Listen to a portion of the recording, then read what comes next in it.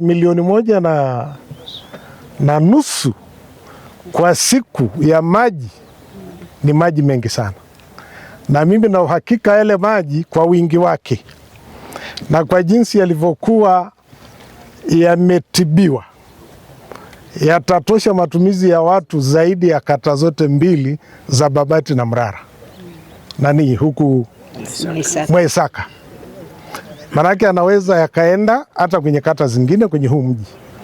Lakini mkuu, unaposema hapa pia kwamba kuna visima 5 viko hapa, na kwenye utaalamu ulio wa huko nyuma ni kwamba wakati mkoa wetu unaanza, hili eneo likabainishwa kwamba ni kati ya vyanzo vya maji vyenye maji mengi sana.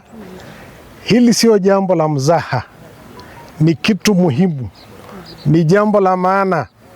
Watu wote tunapaswa kujua na kulitilia maanani na kushiriki kuhakikisha kwamba chanzo hiki kinabaki kwa makusudi yaliyokusudiwa, ili kiwe ni chanzo cha maji katika mji.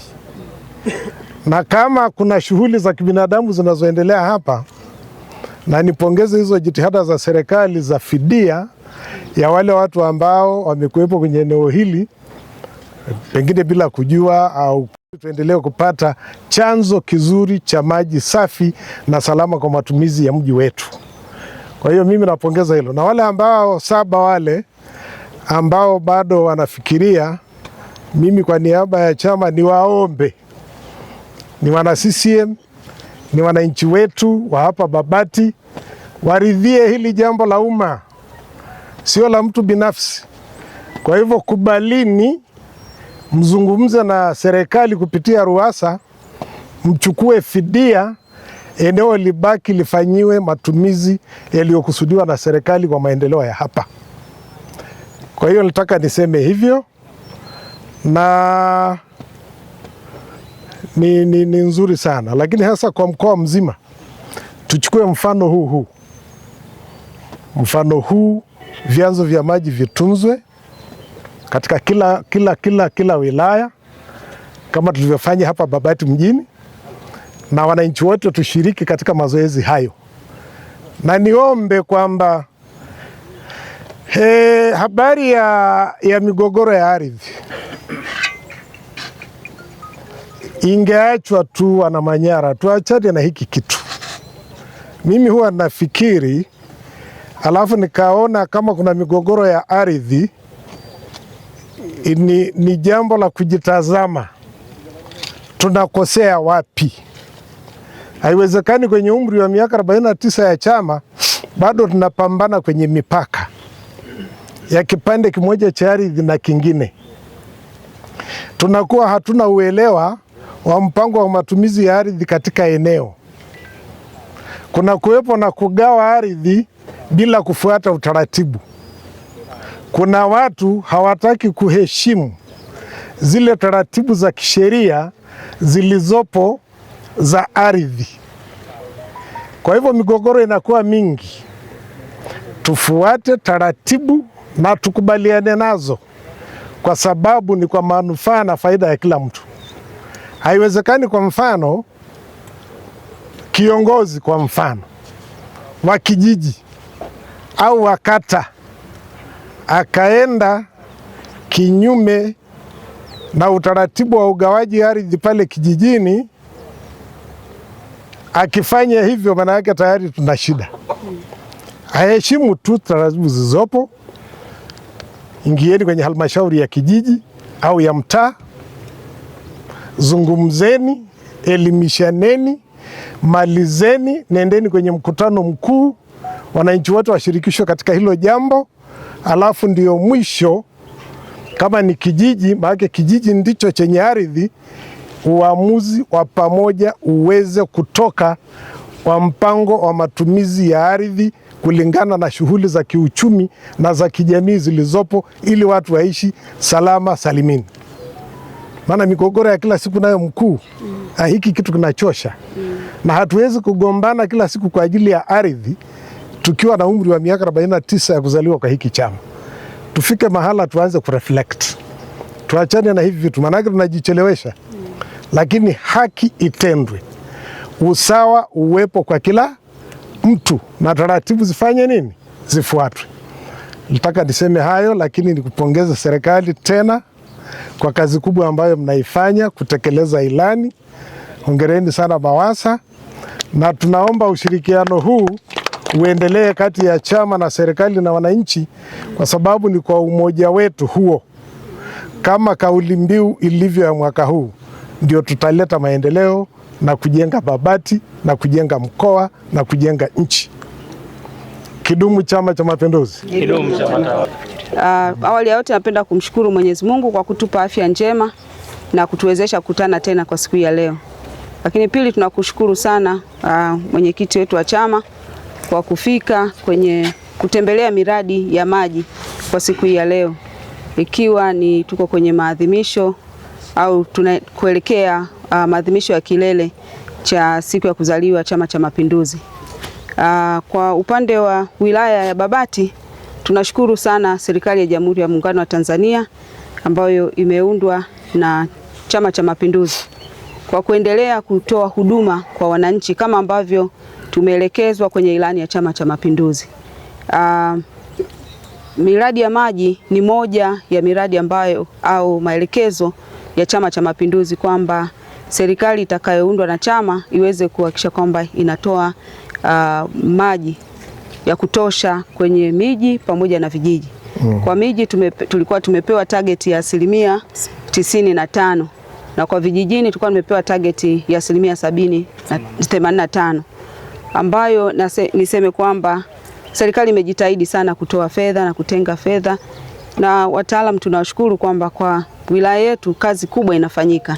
Hapa tumetoka Mrara ambapo kuna chanzo cha maji pia ambayo inalisha wilaya yetu ya Babati, lakini maji yale hayatoshi. Na hapa tulipo pia ni eneo ambalo tunapata ni chanzo cha maji ambapo kwa sasa tuna visima 5, lakini pia kwenye eneo hili tumepata tena fedha za kutekeleza mradi mkubwa wa maji ambao utalisha mji mzima wa Babati, mji wa Babati ambako ni pesa takriban, mradi utakaotekelezwa hapa ni wa bilioni 40. Lakini kwa nini mengine atazungumza mtaalamu, kwa nini mimi nimeanza kuzungumza, ni kwamba kwenye eneo hili tulikuwa na changamoto pia, kwa sababu pamoja na mafanikio ambayo tunayapata pia tunapitia changamoto katika kutekeleza miradi hii, na malalamiko haya yaliletwa kwenye chama na chama waliyawasilisha pia kwetu na kutupa maelekezo tuweze kuyafanyia kazi. Tulifanyia kazi kwa ushirikiano mzuri sana na chama, na tulipata muda wa kuweza kuwa na vikao vya kutosha na wananchi vya kutoa elimu, kwa sababu eneo hili lilikuwa limekaliwa, ukiona ni eneo ambalo linatakiwa kuwa wazi, ni eneo la bonde kwa ajili ya uhifadhi wa chanzo cha maji, lakini wananchi walikuwa wamefanya makazi kwenye eneo hili na walikuwa wanaendelea na shughuli za kibinadamu. Kwa hiyo tulifanya nao vikao mbalimbali kwa ajili ya kuweza kutoa elimu na kuwaomba ili waweze kupisha tuweze kutekeleza mradi huu kwenye eneo hili. Wananchi wale walikuwa takriban 28 ambao tulikaa nao. Wananchi 21 wamekubali, wameisha toka, na serikali tunaishukuru kwamba wamewapa fidia, tena fidia nzuri kabisa. Hata walipokuja kuiona wengi walifurahia na wakapokea, na sasa wako kwenye mchakato wa kuhama. Tuliwapa muda miezi 6 kwa ajili ya kujiandaa kuhama baada ya kupata fedha.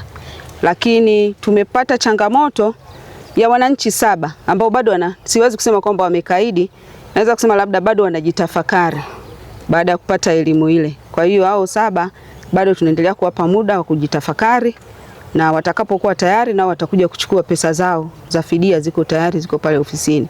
Kwa hiyo tunashukuru sana serikali kwamba tumepata fedha za kutosha kwa ajili ya kutekeleza mradi huu, na niwashukuru sana viongozi wa chama ambao walitusaidia sana kwenye kuhakikisha kwamba mgogoro huu tunautatua kwa pamoja na tunautatua kwa wakati na tunafanikisha, ili tuweze kupata eneo hili na rasilimali ya maji iliyopo kwenye eneo hili basi wanufaishe wananchi wote wa wilaya hii ya Babati mjini. na tunaomba kwa hao 7 waliobaki basi tuendelee kushirikiana ili tumalize vizuri na rasilimali hii iweze kutumika. Tunafanya hivyo kwa sababu maji tunayopata hapa huwezi kuyapata kila mahala. Kwa hiyo ni eneo nyeti kwa tuseme ni strategic area kwa ajili ya maendeleo yetu sisi sote. Kwa hiyo hata hao wengine tutaomba mtusaidie tuendelee kuzungumza nao ili tuweze kufanikisha jambo hili. Mheshimiwa Mwenyekiti wa chama, hapa kama alivyosema Mheshimiwa DC ni eneo la bonde la Maisaka. Eneo hili lina ukubwa wa takriban square mita zaidi ya 200,000, kwamba liko pande zote za barabara ya lami kuelekea Arusha. Liko upande huu tuliopo, lakini pia upande wa pili wa lami eneo bado lipo. Na Mheshimiwa Mwenyekiti, ulipoanzishwa mkoa wa Manyara, baada ya kufanyika survey ya vyanzo vya maji vilivyoko ndani ya mkoa wa Manyara, eneo hili lilitambuliwa na kubainika kama chanzo kikuu cha maji hususan kwa mji wetu wa Babati. Kuna mradi wa kwanza mkubwa wa maji utekelezwa kwenye eneo hili kwa kuchimba hiyo visima 5 vya awali. Lakini Mheshimiwa Mwenyekiti, hivi tunavyozungumza tuna mradi ambao umeshaanza huko kwenye usanifu na unafadhiliwa na Benki Kuu ya Ujerumani kwa maana ya KfW wenye thamani ya zaidi ya shilingi bilioni 40. Mradi huo utatekelezwa kutokea bonde hili na una lengo hasa la kuondoa kabisa changamoto ya maji katika mji wa Babati. Kwa sasa tuna maji, lakini kadri mji wetu unavyozidi kukua mahitaji yanaongezeka na vyanzo vya maji haviongezeki. Kwa ndio maana kuna haja sasa ya kuendelea kukitunza chanzo hiki, na tunaishukuru serikali kwa kweli kwa sababu mgogoro ulikuwa muda mrefu. Chama pia mlitia nguvu kubwa na serikali ikaweza kutoa fidia kwa wale wakazi 28 waliokuwa wamebaki, kwa sababu mwaka 2008 wapo waliopokea fidia na ndio maana tuliweza kutekeleza ule mradi wa awali. Lakini hawa 28 walikataa wakati ule, wakasema fidia ni ndogo, wakakata rufaa. Kwa hiyo sasa hivi nao wamelipwa awamu ya pili na pesa zote zilikuja kwa 100%. Kwa ni hao 7 tunaomba chama pia muendelee kutia nguvu ili na wao waridhie, kwa sababu bado wanajitafakari tuweze nao kuwamalizia. Lakini Mheshimiwa Mwenyekiti, niseme tu mradi ule kwa sababu ni wa wafadhili, kwa hiyo tunategemea sana jitihada za chama pamoja na serikali kuhakikisha eneo linakuwa huru ili mfadhili yule aliyetuletea pesa hizo nyingi aweze kutekeleza mradi kwa uhuru mpana bila kuwepo na kikwazo chochote. Na mji wetu uweze kupata huduma ya maji kama ambavyo tumesema ilani ya CCM imetuelekeza 95%, lakini kwa sisi mkoa wa Manyara tulienda mbali zaidi, tukasema ifikapo 2030 basi tuwe tuna 99%. Kwa kuelekea 99%, kuelekea 99% ya mwaka 2030, mradi huu pia ni mmoja wa mradi ambao utatuvusha kuhakikisha tunafika 100% hizo. Lakini kwa mji wa Babati mradi huu ukitekelezwa, basi tutakuwa tumefikisha huduma ya maji kwa 100% kwa wananchi wetu. Mheshimiwa Mwenyekiti, naomba kuwasilisha.